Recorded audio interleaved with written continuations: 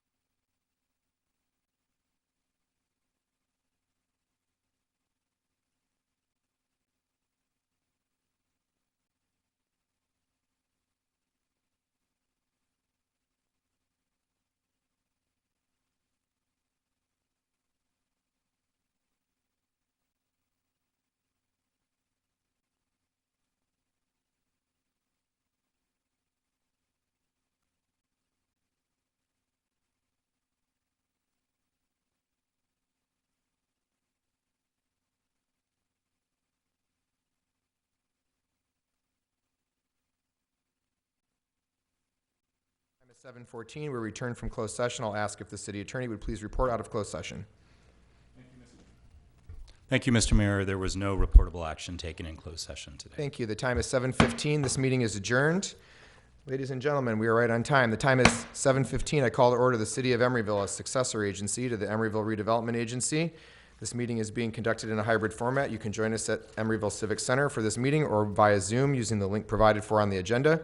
Madam Clerk, please note that all members remain present at this meeting. This time I'll entertain a motion to approve the final agenda. I move approval of the final agenda. Second. Thank you. We have a motion by Welch and a second by Carr to approve the agenda. Please call the roll. Councilmember Carr, Aye. Councilmember Mora, Aye. Councilmember Pryforce, Aye. Vice Mayor Welch, Aye. and Mayor Bowders. Aye, thank you. The agenda has been approved. Are there any ex parte communications for the redevelopment agency?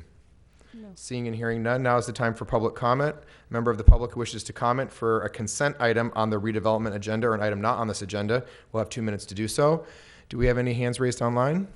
No, Mayor. Okay, and do we receive any written comments for this meeting? No, Mayor. Okay, public comment is now closed. We'll turn to the consent calendar. Members, there are 3 consent items before you. Is there any member who wishes to comment or pull an item? Seeing and hearing none, is there a motion? I move approval of the consent calendar. Second. Thank you. Motion by Welch, second by Carr to approve the agenda. To approve the calendar. Please call the roll. Councilmember Carr, Aye. Councilmember Mora, Aye. Councilmember Pryforce, Aye. Vice Mayor Welch, Aye. and Mayor Bowders. Aye, thank you. The consent items are approved. We have one action item, resolution of the City Council of the City of Emeryville as successor agency to the Redevelopment Agency appropriating $60,913,047 into the successor agency's fiscal year operating budget. I, with unanimous request for consent, ask that we waive presentation. Is there any objection to waiving presentation? Seeing and hearing none, this is an action item. Are there any members of the public who wish to comment on item 7.1? Do we receive any comments online? No, Mayor. Okay, public comment is now closed. Is there any discussion or debate? Seeing and hearing none, is there a motion? I move approval. Second. Thank you. Motion by Welch, second by Mora to approve item 7.1. Please call the roll. Councilmember Carr, Aye. Councilmember Mora, Aye. Councilmember Pryforce, Aye. Vice Mayor Welch, Aye. and Mayor Bowders. Aye, that's approved. Item 7.2 is a resolution of the City of Emeryville as successor agency to the Redevelopment Agency, approving the plans and specifications for the FMW site demolition and excavation project number 23 EPW 003 in accordance with appropriate laws and delegating authority where appropriate. Is there any public comment on item 7.2? Seeing and hearing none, is there any discussion or debate? Seeing and hearing none, is there a motion? I move approval. Second. Thank you. Motion by Morris, second by Welch to approve the resolution. Please call the roll. Councilmember Carr, Aye. Councilmember Mora, Aye. Councilmember Pryforce, Vice Mayor Welch, Vice Mayor Welch, Aye. and Mayor Bowders. Aye, that is approved. Madam Clerk, the time is 7:17. This meeting is adjourned. And I will move us to the other one. All right, the time is 7:18. I would like to call to order the City of Emeryville for its regular City Council meeting for today, June 6, 2023. This meeting is in hybrid format. Members of the public who wish to participate can join us either at City Hall or via Zoom using the information provided for on the city's agenda. I'll ask if the clerk would call the roll. Councilmember Carr, Present. Councilmember Mora, Present. Councilmember Pryforce, Here. Vice Mayor Welch, Here. and Mayor Bowders. Here. This time I'll entertain a motion to approve the agenda for the regular council meeting. I move approval. Second. Thank you. Motion by Welch, second by Carr to approve the agenda. Please call the roll. Councilmember Carr, Aye. Councilmember Mora, Aye. Councilmember Pryforce, Aye. Vice Mayor Welch, Aye. and Mayor Bowders. Aye. The agenda has been approved. We have 2 special orders of the day. The first item is a proclamation of the City Council of the City of Emeryville recognizing June 2023 as LGBTQI+ Pride Month in the City of Emeryville. And I'll just note that the City of Emeryville has, since 2019, had a standing resolution to hang the pride flag at city facilities, including City Hall. And this is a recognition of LGBT Pride Month. Whereas in the movement toward equal rights for lesbian, gay, bisexual, transgender, queer, and intersex people, a historic turning point occurred on June 28, 1969, in New York City, New York, with the onset of the Stonewall riots, where LGBTQI+ protesters stood up and resisted police harassment that arose out of discrimination. And whereas in the decades since, civil rights for LGBTQI+ people have grown substantially, and LGBTQI pride celebrations have taken place around the country every June to commemorate the Stonewall riots. And whereas even with the progress that has been made, the rights of members of the LGBTQI community remain under attack as they continue to face discrimination and persistent efforts to undermine their human rights. And whereas during Pride Month, the Emeryville City Council reflects on the progress that has been made toward inclusion and equality for the LGBTQI community, celebrating their people and those who are living their lives openly and with pride more than ever before. As we also reaffirm the ongoing need for commitment to fostering justice and preventing discrimination based on sexual orientation and gender identity. And whereas from business leaders and professors to athletes and entertainers in all walks of life, LGBTQI+ individuals have achieved success and prominence in our society, and we honor the fortitude of those who have fought so that others could live their lives authentically. And whereas our city and the entire nation draw strength from the diversity of all kinds, with each individual contributing to the greater whole, and by affirming these rights and values, we all benefit. And whereas the purpose of proclaiming Pride Month is to recognize and educate the community on the impact that lesbian, gay, bisexual, transgender, queer, and intersex individuals have had on our history, locally, nationally, and internationally. Now, therefore, be it resolved by the City Council of the City of Emeryville that the month of June is hereby proclaimed as LGBTQI+ Pride Month in the City of Emeryville, and the Pride flag will remain flown in front of City Hall for the entire month of June. Proclaimed on the 6th day of June, 2023, at a regular council meeting by the Mayor of Emeryville. And we have one other. We have a proclamation of the City Council of the City of Emeryville recognizing June 19th, 2023 as Juneteenth Freedom Day in the City of Emeryville. Whereas June 19th, 2023 is declared as Juneteenth Freedom Day, a nationally recognized day which celebrates the rich culture, legacy, and heritage of Black and African American people. And whereas 2023 marks the 158th year of Juneteenth Freedom Day, with Juneteenth being the oldest known celebration commemorating the abolition of slavery in the United States, dating back to June 19, 1865, when Union soldiers led by Major General Gordon Granger arrived in Galveston, Texas with news that the war had ended, freeing the enslaved there. And whereas this was 2.5 years after President Abraham Lincoln's Emancipation Proclamation, which became official January 1st, 1863.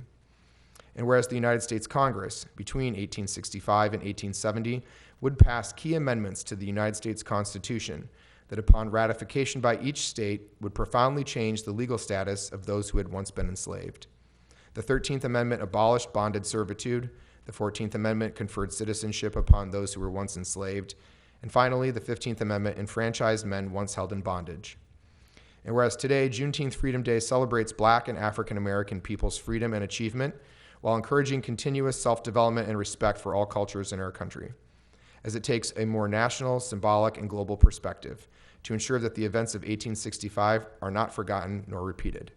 And whereas the observance of Juneteenth honors the history and perseverance of Black and African American people and celebrates America's progress and continuing commitment to realizing the principles of liberty and equality upon which our nation was founded. Now, therefore, be it resolved by the City Council of the City of Emeryville that June 19th, 2023 is hereby proclaimed Juneteenth Freedom Day, and that the community is called to redouble its commitment to use its power to stamp out hate, racism, and inequities of all kinds, and to continue to work towards equity, justice, and hope for all. Proclaimed by the Mayor and the City Council of the City of Emeryville at a regular meeting today, June 6, 2023. Okay. June is a very important month. And there are a lot of things to celebrate, and there's a lot of work to do. With that, I will move to item 5 and ask the clerk if she would like to announce any commission or committee vacancies. Thank you, Mayor and Council. Just wanted to let you know that there is a recruitment that is currently open. It closes on June 26th, and the info and applications are on the website for all of the open positions. Okay, thank you. Item 6 is council member special announcements or reports on meetings and attendance. Are there any members who wish to report a regional meeting that you attended on behalf of the city? Okay.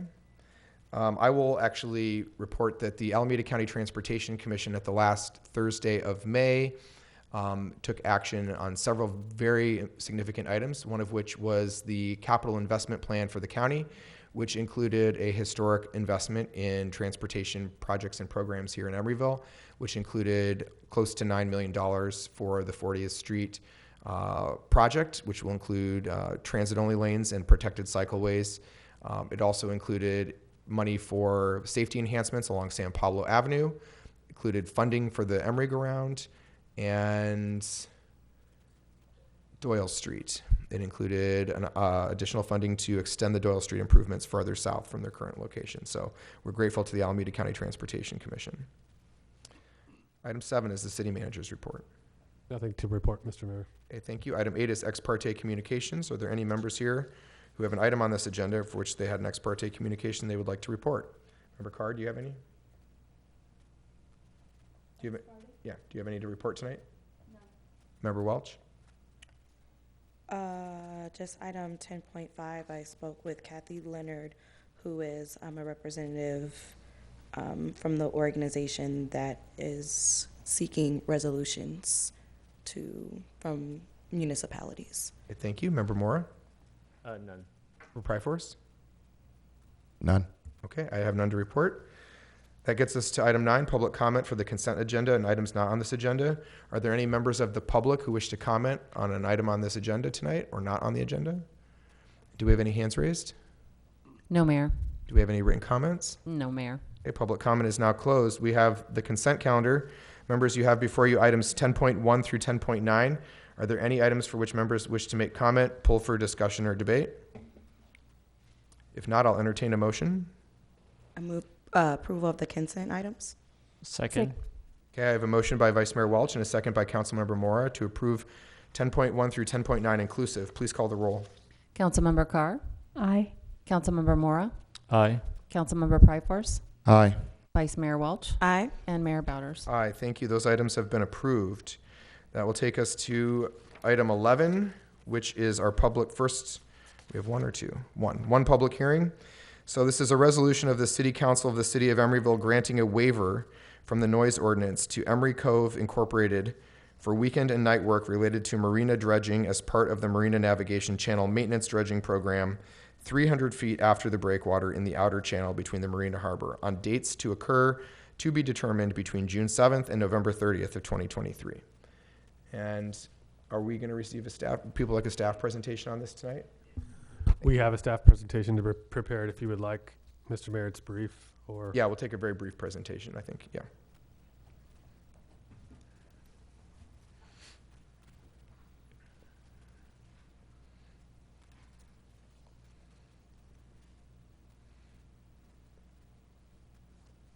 Good evening, Mohammed.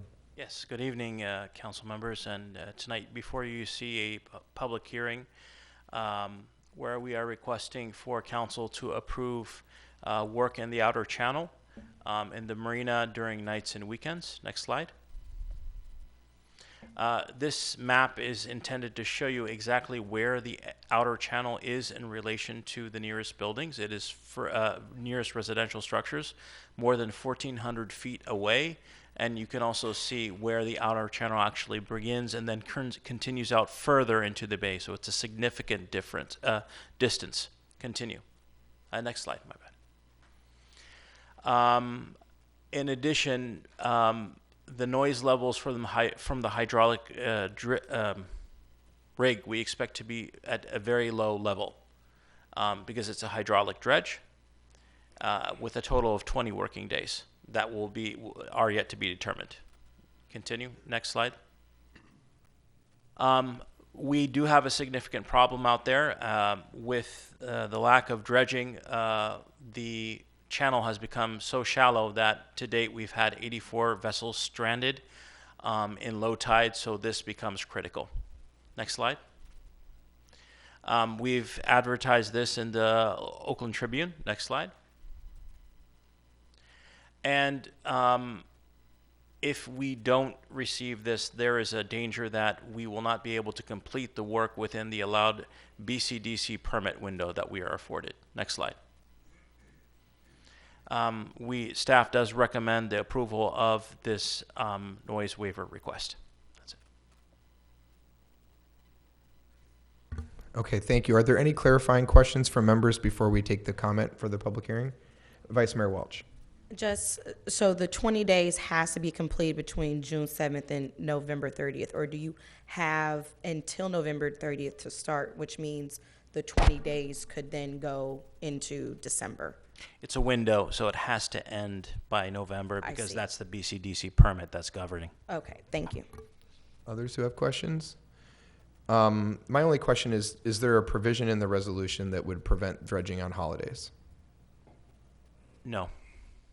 And is that something that you would view as being, as interfering too much with your need to be able to do the work? Like if the 4th of July and Labor Day were not allowed to be dredging days, for example, days when people would be out and doing stuff. I know this is nights and weekends, but just looking at intersectionality with times where people have off, just curious if there's any concern about how this could impact that. I think we can manage that. Those exceptions could be added to the resolution without it affecting our ability to deliver. Okay. All right. Okay, no other questions? All right, thank you. We'll take public comment next. So this is a public hearing. Members of the public who wish to comment, hear ye all. 7:30 p.m. The public hearing is open. A member of the public who wishes to comment on this has 2 minutes to do so. Do we have any members here who wish to comment on this item? And do we have any members online? No, Mayor. And we received no comments? No, Mayor. Okay, the time is 7:31 and the public hearing is closed. Bring it back for discussion. Is there any members here who wish to discuss the item? I just had a question. If we approve this resolution, would we have to reword it a bit to add in the provision about the holidays? We would have to add language, I'm imagining, unless we were to give them the broad authority. And then you have a contracted party to do this already? Correct. And is it sufficient to ask that without word scrambling this right now, that you could give an instruction that no recognized holidays or days from which we would do this? Can we give that instruction? It is sufficient, yes. Okay, so I think we could do it with direction, probably, and trust staff to do that. Others with questions or comments? No, is there a motion? I'll make a motion to authorize and I guess add the recommendation, or just So authorize. approving the resolution Approving the resolution, yeah. and giving direction? Yes. I will second. Okay, so what I heard is a motion by Member Moore to approve the resolution and give staff the authority and direction to ensure that we don't do this on holidays. And I heard a second from Vice Mayor Welch for that effect. Okay, is staff okay with that as a motion and a resolution? Yes. Okay, is there any debate on the motion? Seeing none, please call the roll. Councilmember Carr, Aye. Councilmember Mora, Aye. Councilmember Pryforce, Aye. Vice Mayor Welch, Aye. and Mayor Bowders. Aye, thank you. The resolution is approved. Thank you. Item 12.1, a resolution of the City Council of the City of Emeryville rescinding the commercial property transfer tax policy, amending the city's expenditure and reserve policy, and adopting a real property transfer tax policy. Good evening, Mr. Chu. Good evening. I do have a short presentation tonight. Yes, please. Good evening, Mayor and members of the Council. This evening, I'm presenting the real property transfer tax policy. Next slide, please.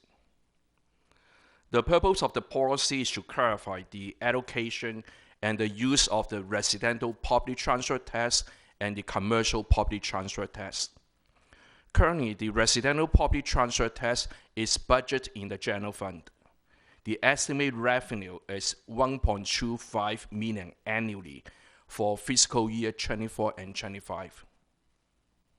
The commercial property transfer tax is budgeted in the general capital fund. The estimated revenue is $1.25 million in FY24 and FY25. Next slide, please.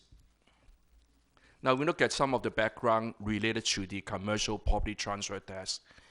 In 2018, the Council approved the commercial property transfer tax policy to ensure funding for the capital project, pension obligation, and other city projects. The policy required if the commercial property transfer tax revenue exceeds the budget, including any budget adjustment, 50% of the excess revenue will be going to the annual payment of the pension costs, and the remaining 50% will be allocated to one-time expenditure at Council discretion. Next slide, please. Then in February 2023, the Council approved amend the reserve policy, adopt an expenditure policy for the use of the real property transfer tax, and also create a Merger O critical fund. The expenditure policy prioritizes use of the Merger O funds. The first priority is to maintain a minimum balance of 1 million in the critical needs fund. The second priority is to allocate 50% to the capital improvement program. And the third priority is to allocate the remaining 50% to the unfunded liability, which include the pension liability, OPEB, and the Section 115 trust fund. Next slide, please.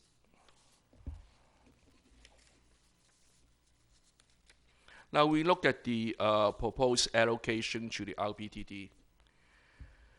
General fund is the main operating fund of the city, which support vital service and program for the community. This include public safety, fire service, public work, community development, and community service. And it is important to secure sufficient funding to support those programs. Currently, the commercial public transfer tax is allocated in the general capital fund.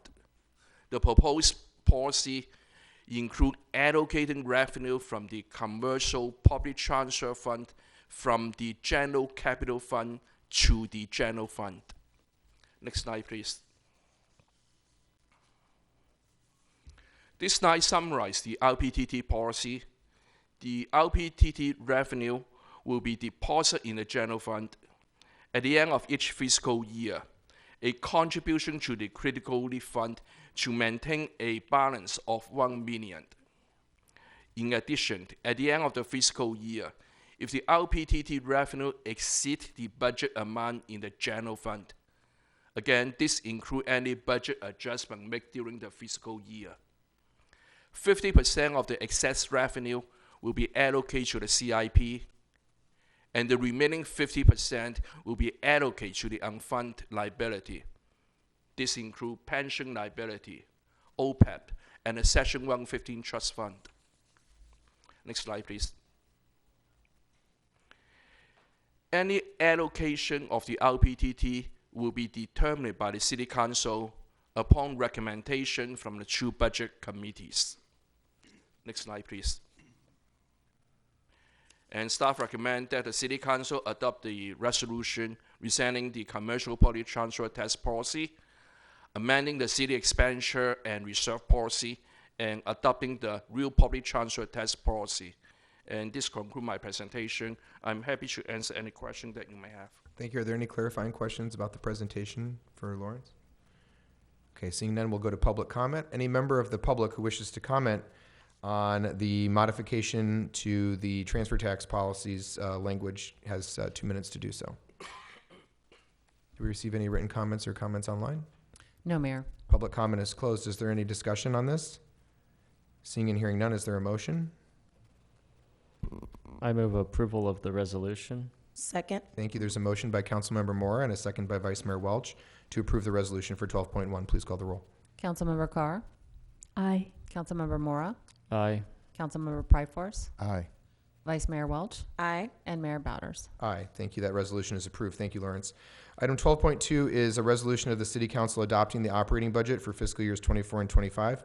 Members, we received this full presentation at our last meeting as a study item. Mr. Chu, none of the budget has been changed since that last meeting in your proposal. We do have minor changes in the revenue. Since the council adopted the RPTT policy, we transferred $600,000 from the general capital fund to the general fund. Those are the only changes in the general fund budget. Okay. Would any member of council like the full presentation? Okay. No, the presentation is, you would like a presentation? No, but I have a question. Okay, go ahead. So I remember the first presentation, there was a change to the second presentation. I believe it was around 600,000. I'm not sure. In the second presentation in May, there was an adjustment of $600,000. This represents the transfer from the general capital fund to the general fund to offset the unfunded liability.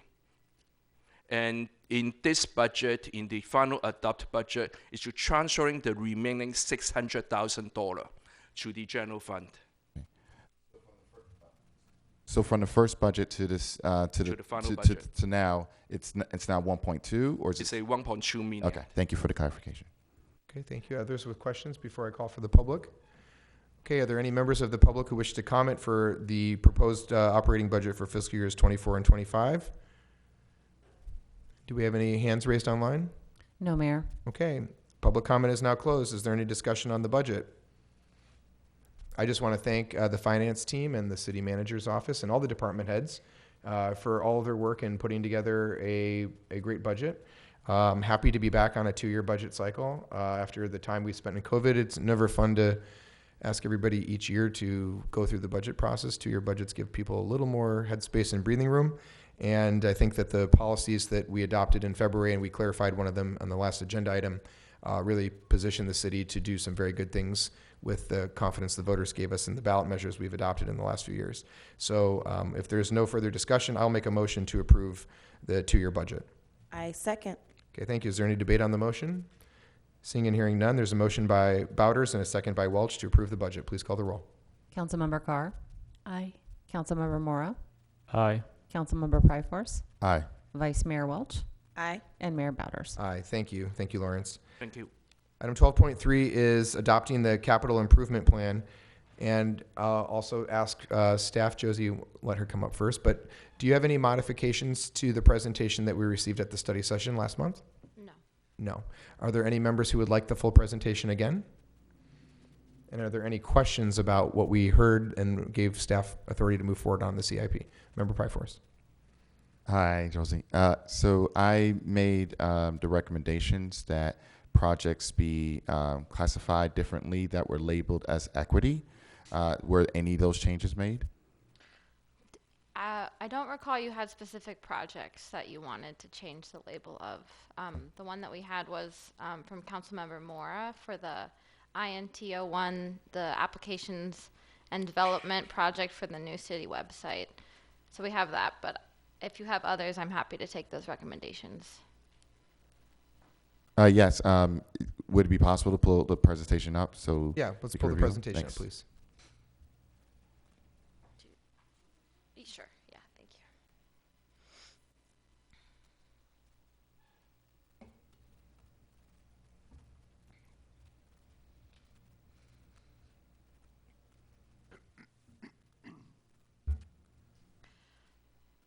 So this presentation is very similar to what you've seen before. I have cut it down so we could get to some of the highlights.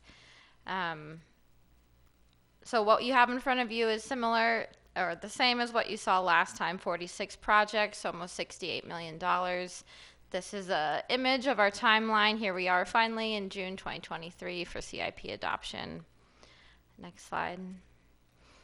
You are familiar with this image as well. These are the foundational pieces of the CIP, our source documents, values, and categories. We use that alongside input from city staff and council and the public to come up with our draft project list. And then we got to our final project list by filtering for some budget constraints and then council priorities again. Next slide.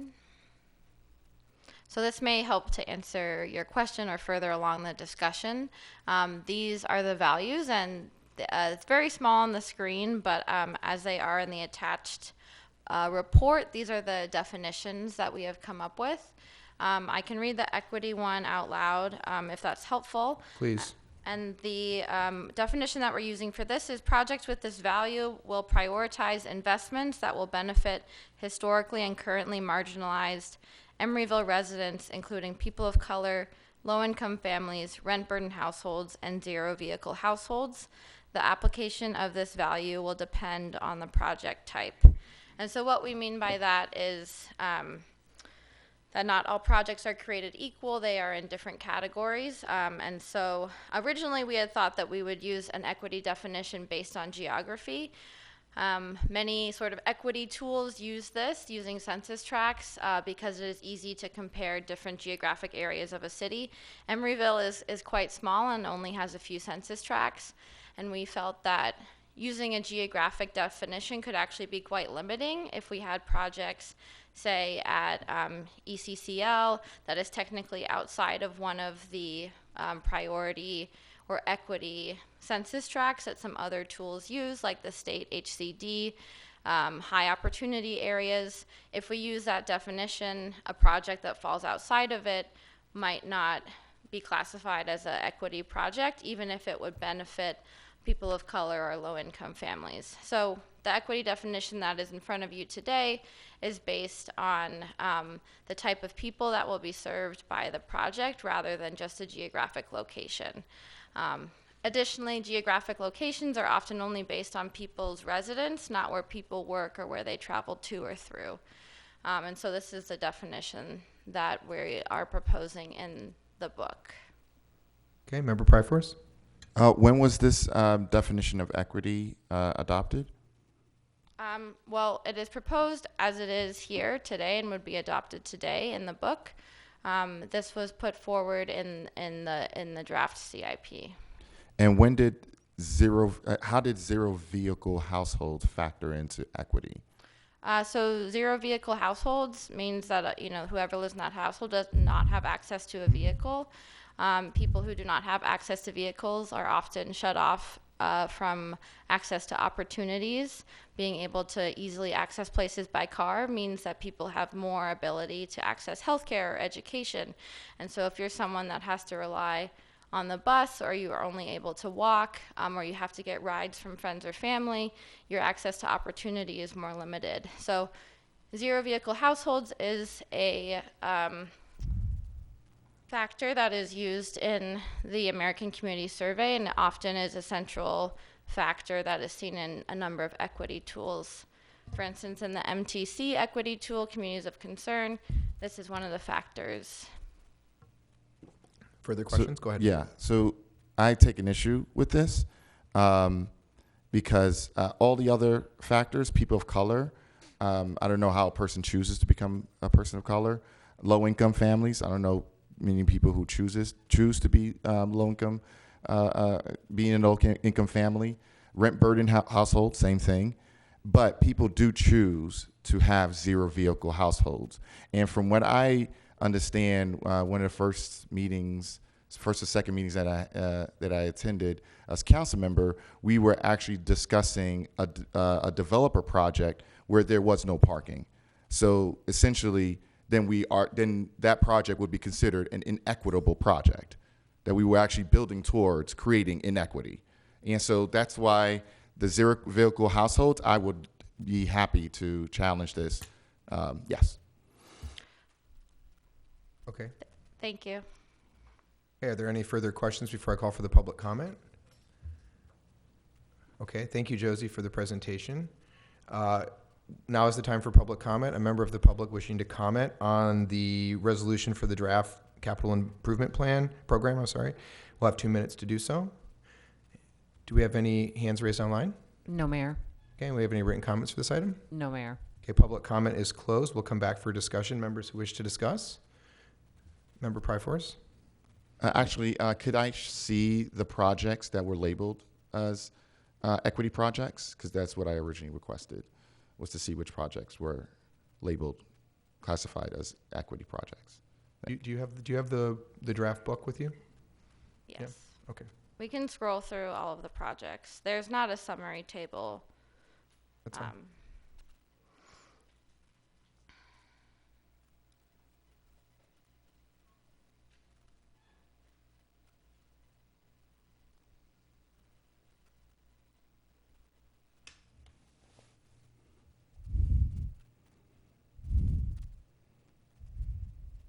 Now you get a chance to look at the awesome cover of our book Great and some of cover. the graphic design work. So, Josie, if you want to tell me, Could you, the pages that have, if you could go to the pages where all of the projects with the letter and number system are, there should be I think it starts 46 of them? Yeah, around page 20.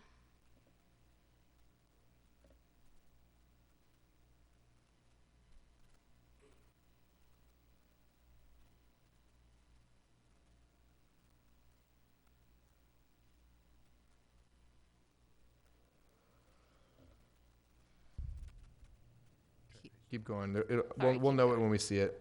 Right there. That's the start of it. Last one. Oh, one more. There you go. Okay, so now we're looking on the right. So this one doesn't have equity on it. So you were just looking for the ones that have the equity designation, correct? Yes, Mayor. Okay, so if we could just one at a time scroll through them and then, so this one does not have it. This one does not have it. This one does not have it. Does not have it. Does not have it. Does not have it. Does not have it. Does not have it. Does not have it. Does not have it. Okay, now we're into the essential infrastructure section. Does not have it. Does not have it.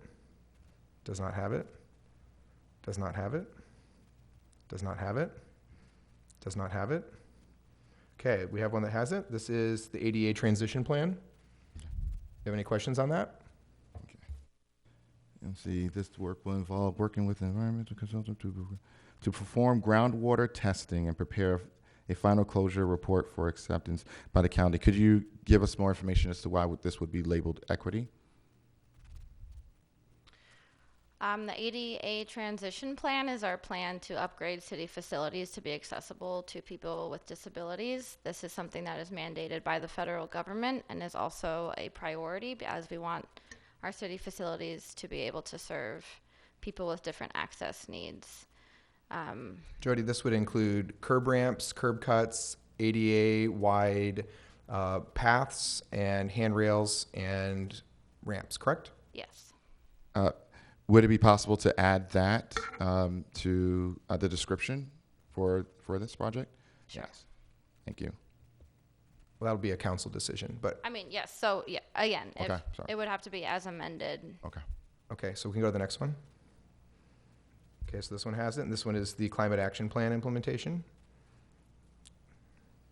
Yes. And can you go over why this would be considered equity?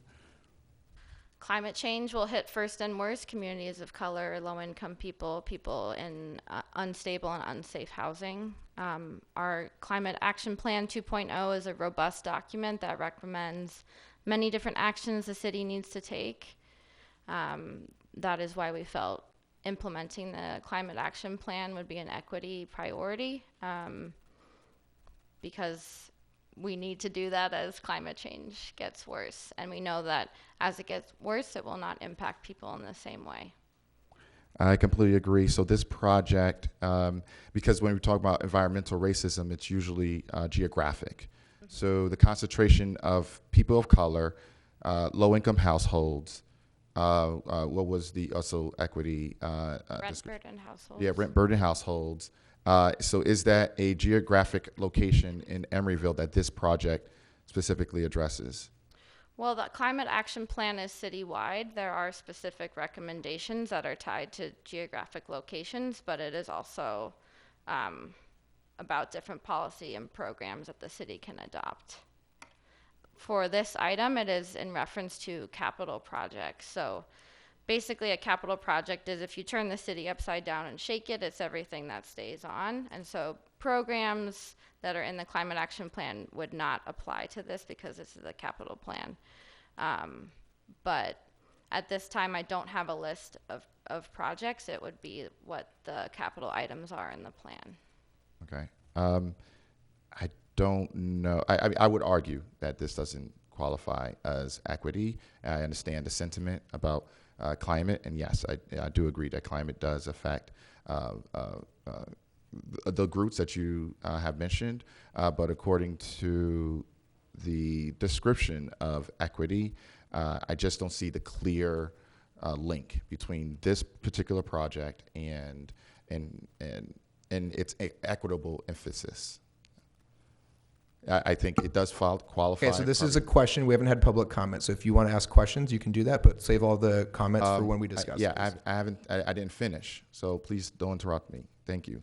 Actually, so that's- actually, I'm running the meeting, and so you're not asking a question. You were saying what your belief in the definition of equity was and why you didn't think this qualified. That's not a question. So if you'd like to ask a question. I know you're conducting a meeting, but I asked you again not to interrupt me. And so I was not finished speaking. We have all heard that multiple times. Go ahead. Oh, that's a lot of attitude. If you're going to conduct a meeting, please do it in a way that is respectful of every council member, because that's how I would conduct a meeting. Okay, thank you. And so I apologize. I lost my train of thought. Thank you. Would you like to continue on for the other projects? Yes, if you could continue reviewing. Thank you. I'll just ask you to stop when I see it. Yes. Okay, thanks.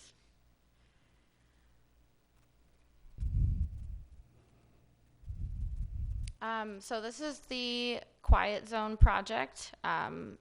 This project would create a quiet zone in Emeryville, which means that trains do not need to sound their horns. I believe the reason that we selected equity on this one is because it is a quality of life issue and it impacts residents who live in the area. It also impacts people who work in the area, even if you don't live there.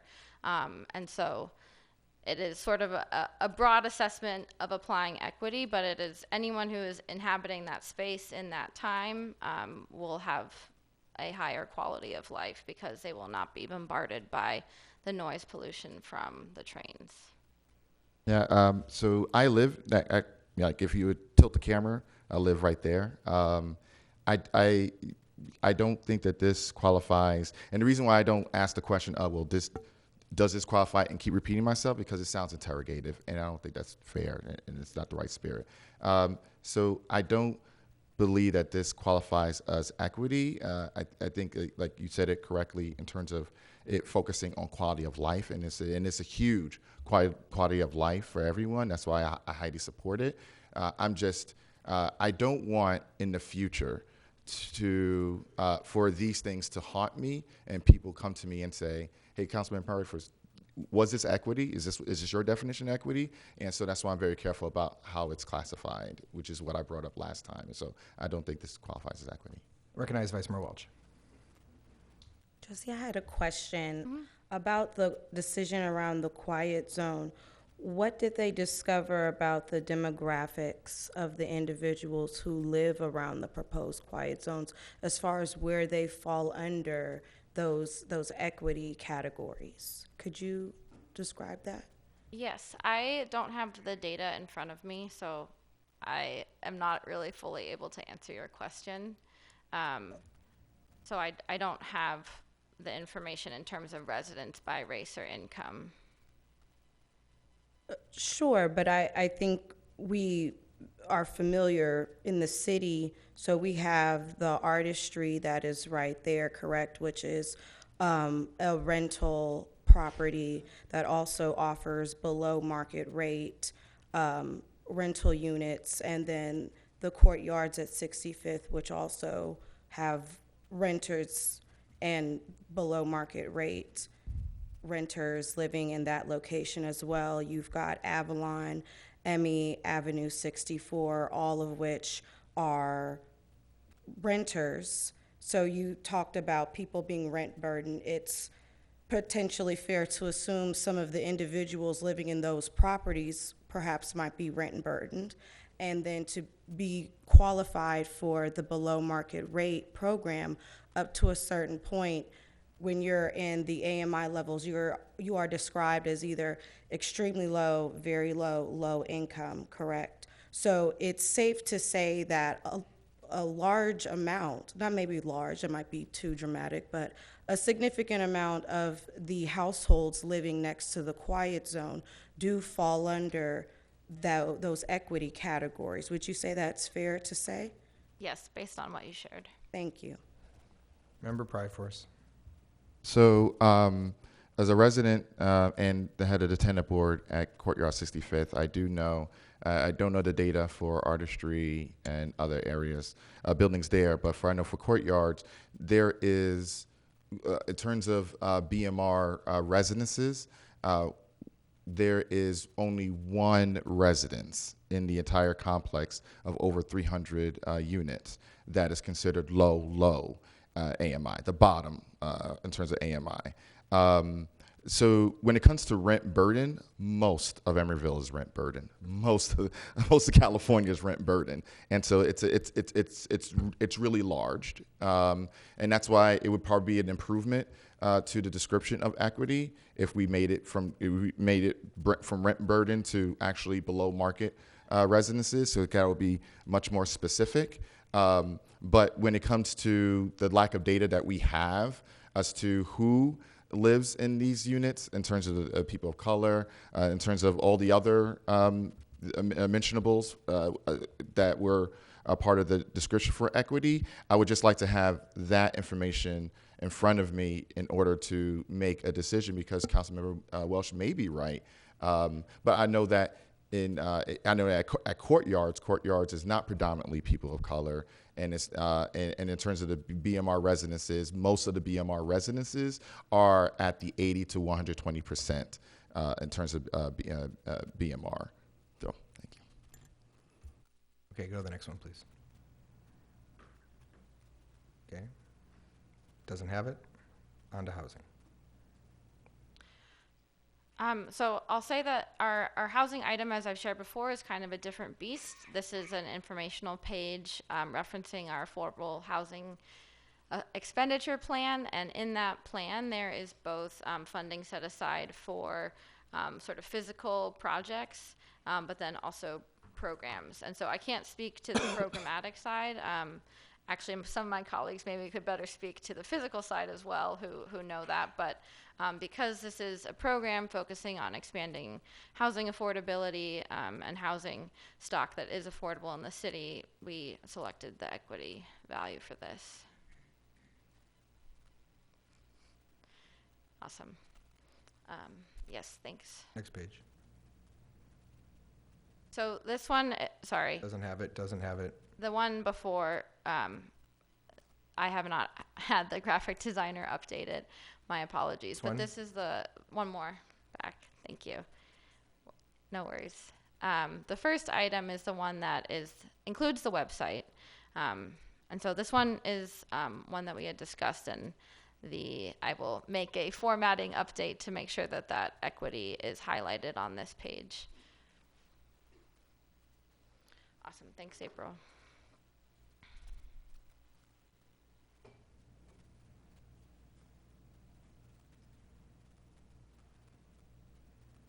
So this is our sustainable streetscapes. This is our new and improved, updated, more robust paving program item.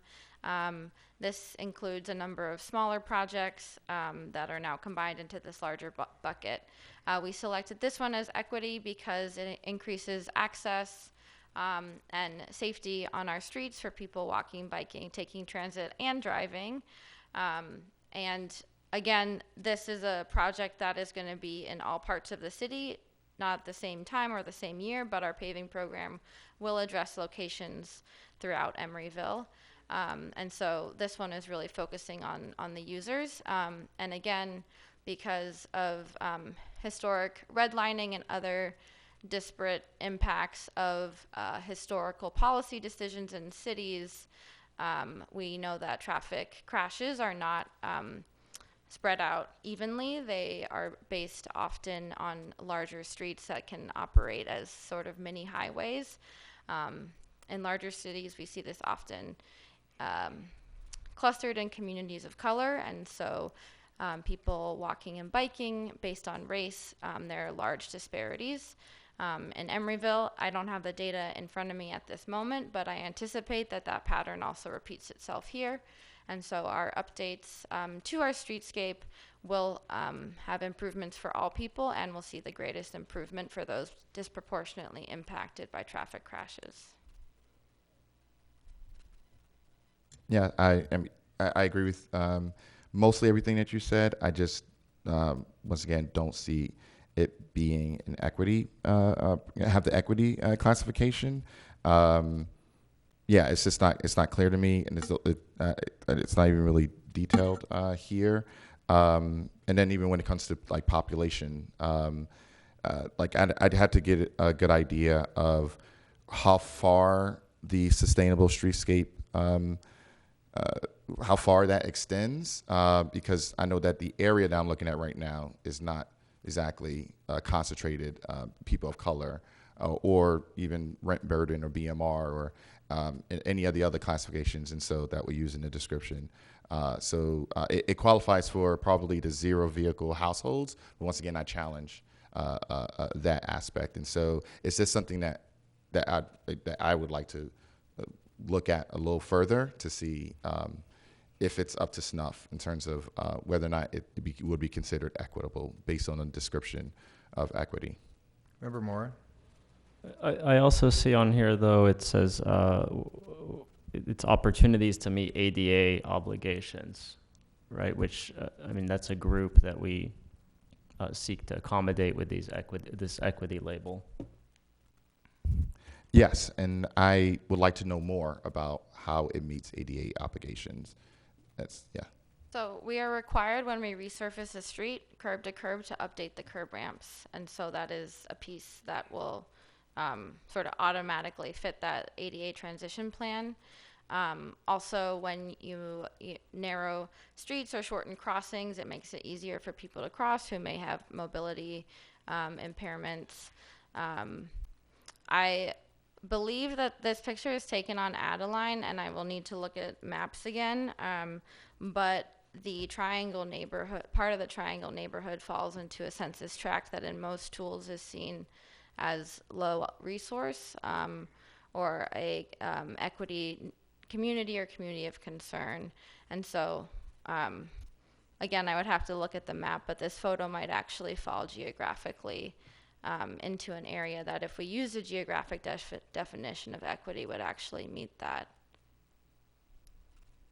Member Pryforce?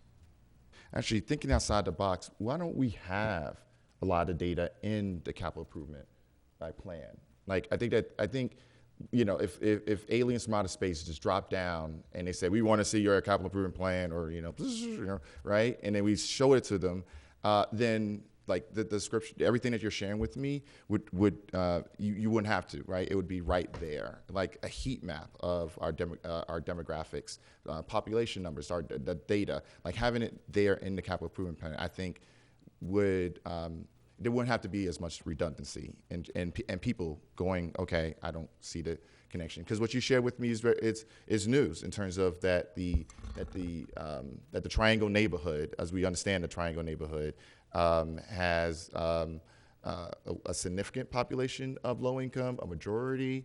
I'm not sure, but I would like to see the data. And I think whatever that data is, being a part of it, I think would be a helpful thing. Yeah, for someone who's don't know anything, just dropping in and seeing this. Yeah. So the data is, some of these items do implementation of the climate action plan, implementation of the housing expenditure plan. Streetscapes includes implementation of the active transportation plan. That plan actually is robustly filled with that data, including where low-income working people live in the city. We worked with the consultant over the last year with the Public Works at the Transportation Committee and the Public Works staff.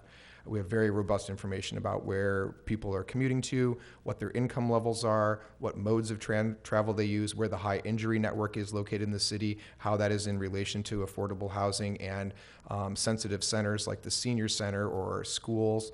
So that data is captured in the plans that are referenced by this, and this is intended to be a high-level investment guide, which just simply spells out, isn't intended to be all of the granular data, but it is a high-level document that outlines the financial expenditure for capital projects. But that data, I believe, Public Works, we will have the active transportation plan update coming in the next couple months, correct? And so all of that data will be in the plan, again, when we update it, and that is referred to through this item. Member Pryforce. Yeah, thank you, Mayor, for that explanation. Right now, I'm having to look at different documents, and it would be helpful, even for a high-level document, if there was an appendix that included some of that data. If we want to keep it cleaner and slimmer, we can do that. But right now, I'm just finding it difficult to, without the data in front of me, be able to determine that this is. The theme is that I think it just needs more work. I don't think we should just go ahead and just approve it right now. That we should take a look at this a little bit more before we do. And I don't see the problem with that. Thank you. Next slide, please. I think this is one of those two-page ones because it's the big one. Yeah. Next slide. Okay, this one. That's the ATP studies on the last so slide. It's this- the same thing. Go yes. back one slide. There you go. This relates to the Basically, Sustainable Streetscapes is our implementation project for the active transportation plan. This item is our studies. Some items are recommended to be studied in the active transportation plan, and this sets aside funding to do that initial planning work that then would lead to the design and construction of the capital projects. Next item. Yeah, this will be, Member Pryforce. this will be another one that I would question its equity as classification. Next slide.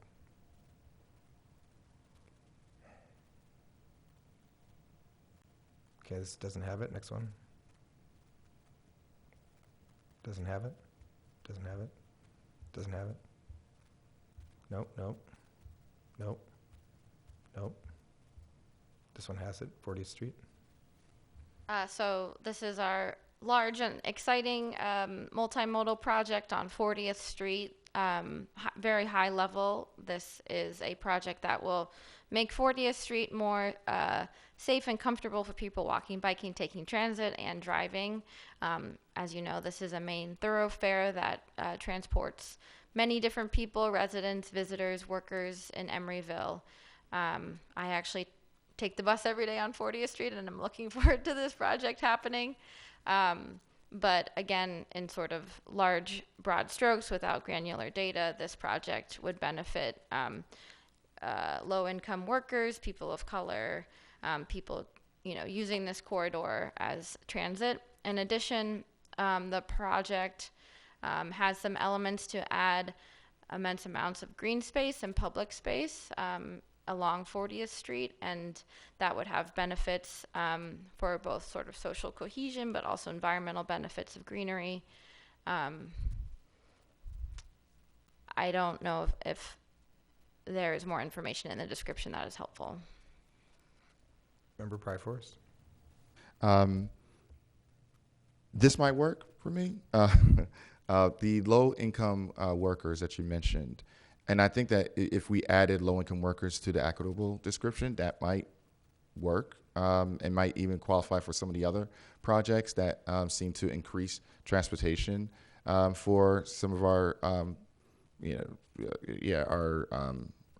workers that we depended on during the pandemic, and I know our businesses really need them to thrive and survive, and so so once again, I think the equity description needs to be updated, and I'm still not for zero vehicle households. When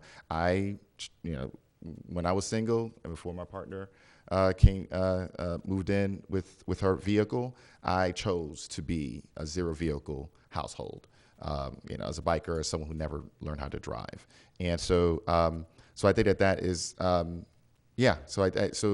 but the low income worker, that is a much stronger sell for me when it comes to equity. So this one's a question mark. Yeah. Next slide, please. Next slide. Okay. So this is our parks project. This is a robust and large project that took its direction directly from the Parks and Rec Committee. As you can see here, there are listed in their priority order the projects that they prioritized when we did outreach to them. So this is funding set aside to do repairs, rehab, and sort of new park projects as well. And this has the equity element because access to green space is critical for people's health and well-being. It also, creates public space where people can gather. And the parks, parks are throughout Emeryville, and so we felt like focusing on who can use our parks. Of course, part of that is tied to the geography of the parks, but we felt that we wanted our parks to be accessible and open to all different sorts of people, and that if our parks are safe and clean and fun and joyful, that more people will use them. Member Pryforce. So I am very, very, very pro park. It's one of the reasons why I moved to Emeryville. When it comes to, like, if we were to look at the heat map of Emeryville and the greatest concentration of those who who we talk about, who are in the description of equity. In those areas, would any of these parks, would those parks be in those areas? Because I think that is a better sort of like equity tactic. Like, hey, you know, these areas are underserved, and they tend to be where most of the people who are in our equity description are. Why don't we, you know, this project focuses on those areas. And so for example, South Emeryville it tends to be, from the feedback that I've gotten from South Emeryville, they tend to feel that they're underlooked when it comes to the parks area. So I do not remember off the top of my head all the specifics for the individualized and prioritized projects. The subsequent project is a parks studies bucket, which, similar to the ATP one, is looking at how we can increase access to green space and be creative in pocket parks or sort of small, you know, little areas that we don't have a lot of extra space in Emeryville at the moment for parks. And so I bring up the second project because I think that it gets to the point you're making about doing exploratory, you know, a research about where we can have more parks, and then this project would be the bucket of funding to implement what we find in the studies. The Parks and Rec Committee had been adamant that there have been lots of studies and that we should get to implementation, and so we wanted to honor that request and list their projects in the order or their priorities in the order they gave them to us. So they're sort of two related items, and I think that there is opportunity for what you said in the second item, but relating to this first item. Member Pryforce. Especially the mobile rec van to support programming for recreational, nature, and sports pop-ups. I kind of like that because then you can pretty much place that anywhere in areas that are underserved. So there's definitely a lot of potential for that. Yeah. So yeah. I mean, it's more. It's a question mark, but it's more leading towards yes for me when it comes to equity. But once again, this is one of those things where we might need a little time to take a look at how it compares to the data. Thank you. Next slide, please. Next slide. This is This one you just talked about, the studies, yeah. Okay, no, that one, stop. So our urban tree planting program, this is a citywide program to address tree canopy and to maintain healthy and beautiful trees across the city. Again, this has lots of potential positive impacts for residents and visitors. And because of the flexibility of it being a citywide program, we had the equity value attached to it because of its potential to improve the lives of all people who come into contact with the trees, but especially people who might not have regular access to greenery. Next one. Yeah, a little hard. Oh, I'm sorry. Member Pryforce. It's a little. And thank you, Mayor, for being so polite to me. I appreciate it. Thank you. So this doesn't really still hard sell for me. And yeah. And so, and I think it's really important that when we improve something in the city or anything in the city, being able for it to have access, everyone to have access to it. And so, BMR families, families of color, them being able to enjoy the same things as everyone else is great, and that's definitely what we want, but it's not necessarily equity. Equity would be if there was a barrier there that somehow these projects lifted. And so, for example, the sidewalk repair, that may be a barrier for those who have mobility difficulties, and then we're lifting that barrier. So I think that is more so how I'm thinking about it. But I agree with climate change, with trees, everything. It benefits everyone, and of course, these projects being available to people of color and that sort of thing. You know, I think that's just American, and not necessarily something that's equitable. But so that's how I'm looking at equity.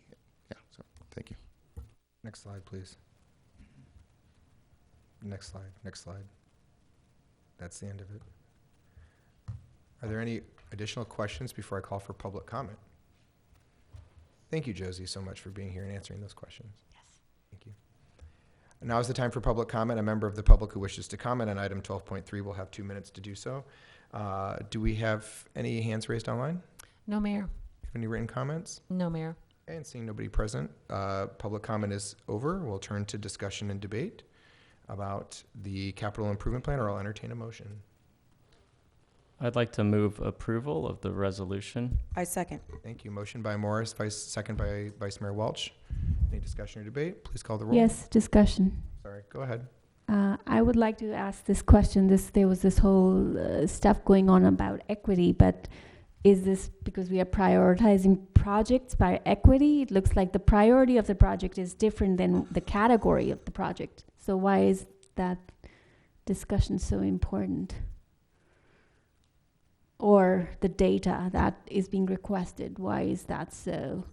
Are you asking that of someone in particular? Who are you asking? I'm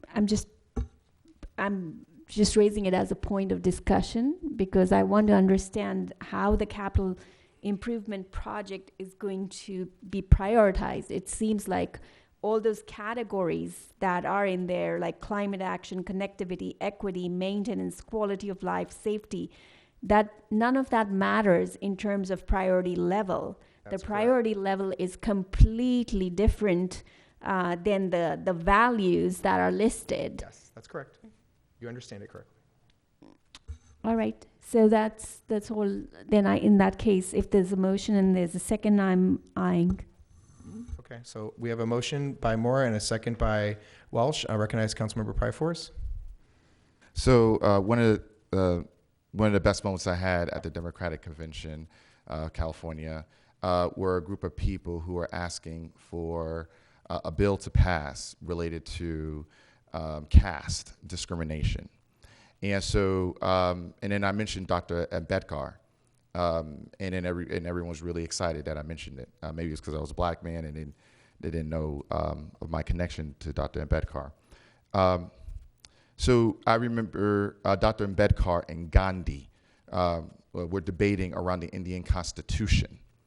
And the priority level was emancipation from England, that India have its freedom. And Gandhi placed an emphasis on the priority level. Ambedkar said that if we pass this constitution and we don't free the Dalit people, we don't we remove this caste system, it will haunt us and it will haunt India. And they focused on the priority level, and so the Constitution was signed. Until this day, if we have people outside of the California Democratic Convention in 2023 asking for caste discrimination to go away, then yes, it is important that what we do in government matters. And so if we want to make sure that what we do is inclusive, then honestly, screw priority. Right? I want to make sure that if we say that this is equitable, that we say it. Because what does it hurt if we say it's not equitable? What does it hurt if we just remove the classification and say, okay, we'll do better next time? Okay, then we'll do that. But to mislabel a project to be equity, for it to have that equity classification, I mean, y'all may be okay with that, but I would never be okay with that. I would Cora? like to continue the discussion in the sense that I respect that we are trying to go ahead and adhere to the values listed in the capital improvement project, and we are trying to assign a value to each of these projects, but at the same time, it doesn't seem to me that is what is being looked at in terms of implementation. None of these values really matter when it comes to implementation. So at the end of the day, I'm not sure why we cannot go ahead and approve the capital improvement project. There's a motion by Moore and a second by Welch to approve the resolution. Please call the roll. Councilmember Carr. Aye. Councilmember Mora, Aye. Councilmember Pryforce, Nay.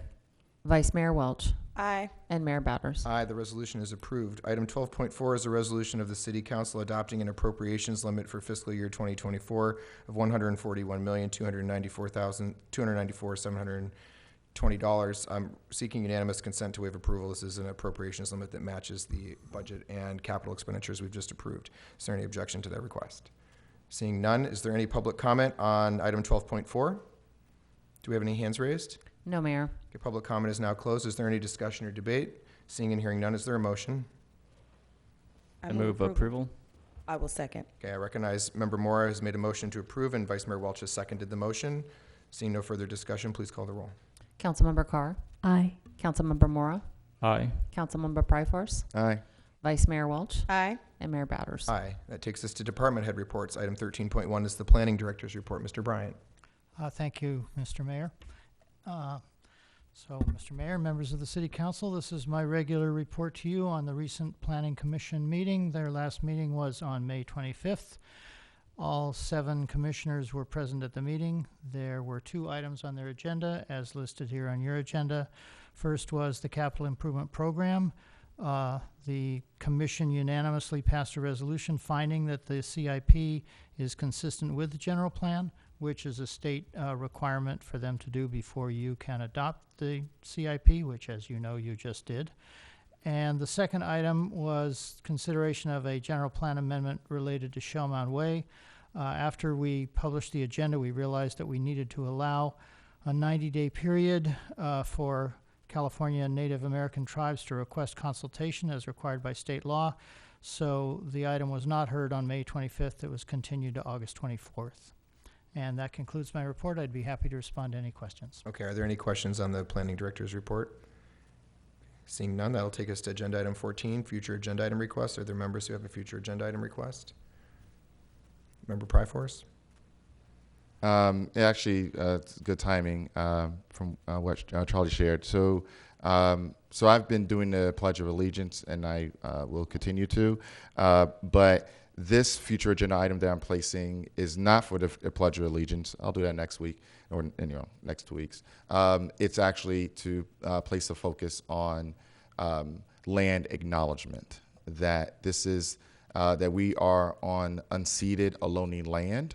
And I've shared that along with the Pledge of Allegiance, and I believe that we should discuss including land acknowledgement of the Ohlone people and the land that was stolen and taken from them as a part of our proceedings. Part of our proceedings. And then I'll also do the Pledge of Allegiance. I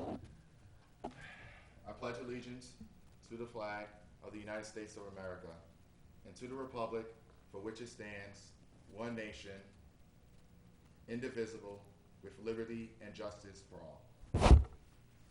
That is my future agenda item request. Are there 3 votes for the future agenda item request? Okay, seeing none, it's not agendized. Madam Clerk, the time is 8:28. The meeting is adjourned.